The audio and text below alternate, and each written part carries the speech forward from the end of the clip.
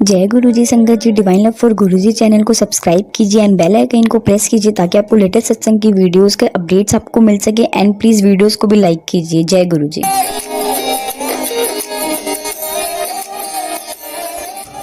गुरु जी की संगत को प्रणाम। 95 में हमें पता चला कि कोई बाबा आए हैं, वो क्योर करते हैं। मेरा बेटा उस टाइम बहुत छोटा था, करीबन 7 साल का, और हर महीने उसको बहुत तेज बुखार होता था और रीजन पता नहीं चलता था। He was resistant to all antibiotics except one. तो मेरी डॉटर के पैदा होने के बाद मेरी टांगों में इस तरीके से दर्द रहती थी कि हिप से टोज तक इतनी दर्द, मैं चल नहीं पाती थी विदाउट पेन और एक्सक्रूशिएटिंग पेन। तो जब मौका लगा तब गुरुजी ने जब हुक्म दिया तब हम पेश हुए उनके दरबार में। और उस दिन गुरुजी ने बोला कि मेरे साथ कहीं चलो। वहाँ कहीं भक्त के घर वो गए और उन्होंने दरवाज़ा वहाँ बंद कर दिया।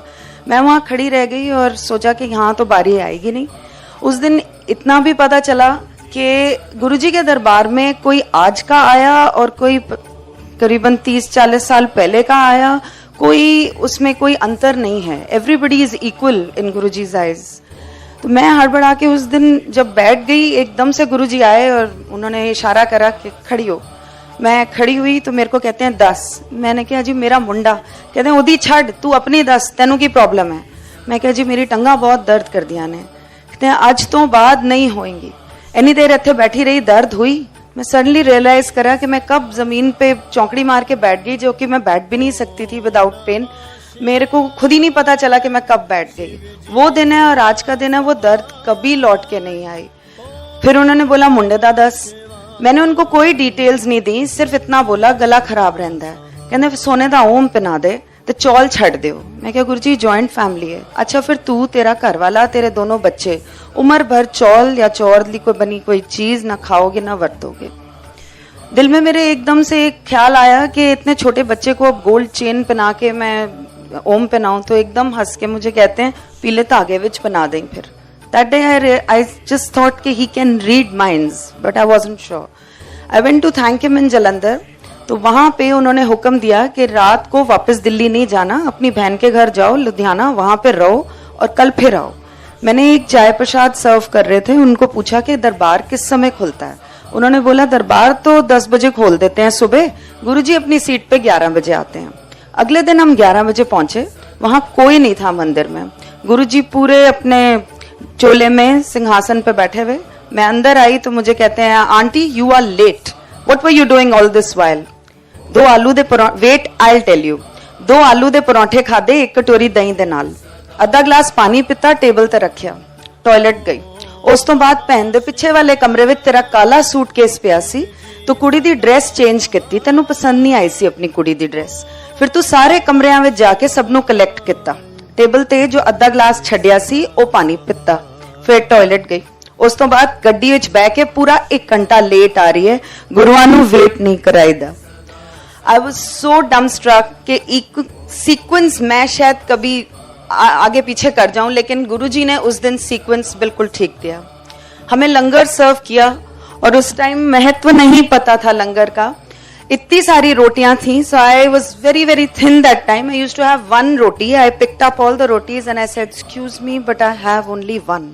उन्होंने ऐसे सारी परोठियां मेरे हाथ से ली और जोर सी थाली पे वापस रखी and he said eat this, it is your medicine.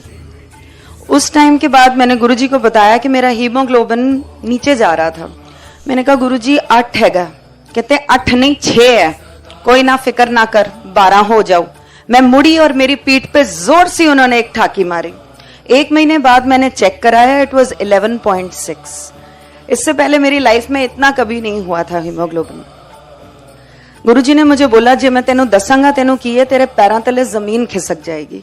मैं क्या गुरुजी मैनू कुछ ना दसना, मैनू कुछ पता करन दी लोड़ नहीं, मैनू पता है तुसी सब कुछ ठीक कर सकते हो, मैनू बस क्योर कर देना।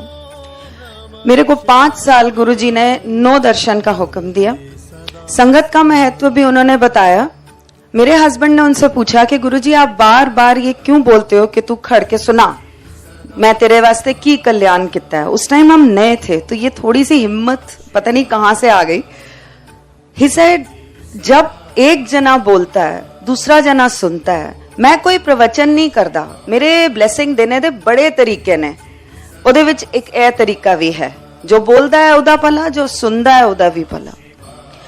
5 साल के बाद मेरे दिमाग में एक गुरुजी के साथ बात आई कि गुरुजी मेरे को एक फोटो आपकी चाहिए और मैं किसी से मांगूंगी नहीं।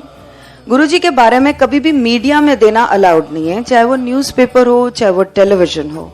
एक मैगजीन में गुरुजी की फोटो आई, जो कि बाद में उन्होंने बताया मैं कीचड़ च उतर गया। वो फोटोग्राफ मैंने बिना किसी को बताए एक अपने बेड साइड ड्रॉर में रख ली। एक दिन मेरा सांस उखड़ गया और जब सांस उखड़ा मेरे बच्चे भागे इधर उधर, मेरी सिस्टर इन लॉ हेल्प के लिए भागी, मेरी मदर इन लॉ गुजर चुकी थी, मेरे फादर इन लॉ बेचारे आवाजें दे रहे थे कि की हुए है।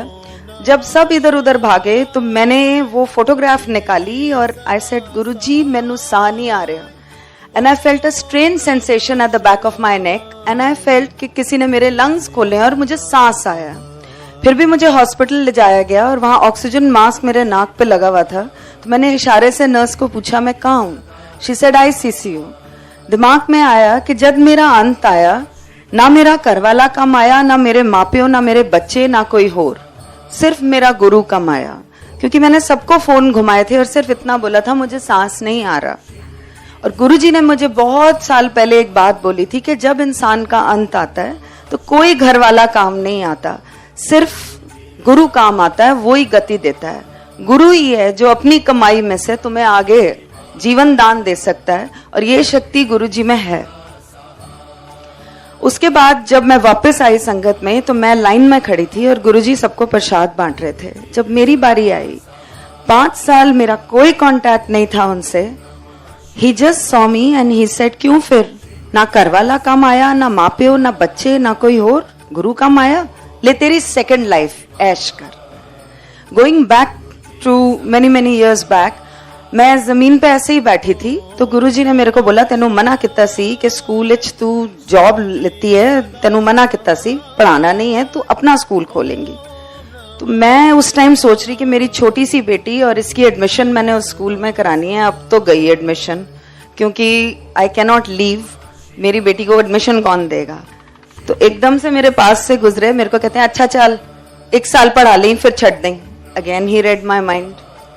और गुरुजी ने स्कूल का नाम फिर मेरे को 2007 में ब्लेस करके दिया था, गुरुजी महाराज पब्लिक स्कूल।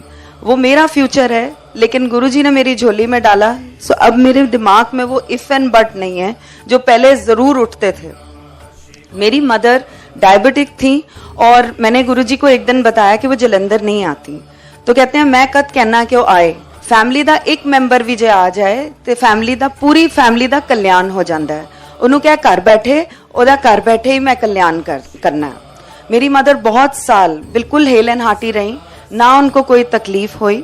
और एक दिन गुरुजी ने बोला कि तेरी मां नू मैं क्योर कर दिता है, तेरी मां नू मैं बचा दिता है। मैंने अपनी मदर को बोला तो शी सेड मैनू क्यों होया है, मैं बिल्कुल ठीक ठाक हाँ।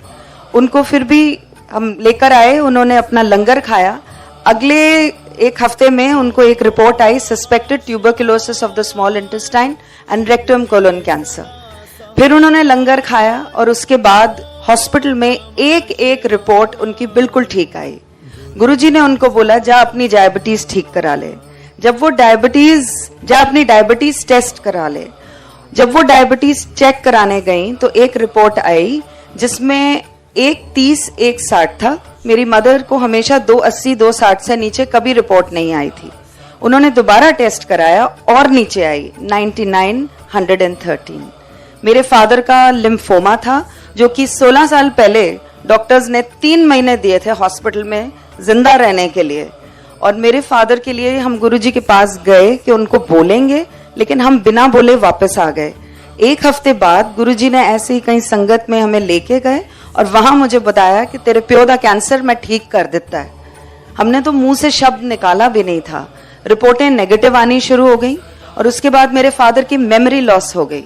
उसके लिए गुरुजी ने चने प्रवाह बताए जो कि किए गए और मेरे फादर आज तक हेल एंड हार्टी हैं, बिल्कुल ठीक हैं। कोई उनको कीमोथेरेपी की जरूरत नहीं है क्योंकि कहीं कैंसर आता ही नहीं, रिपोर्टों में कोई बीमारी आती ही नहीं। ये सब गुरुजी का ही दिया हुआ है। We are very thankful to him. जय गुरुजी।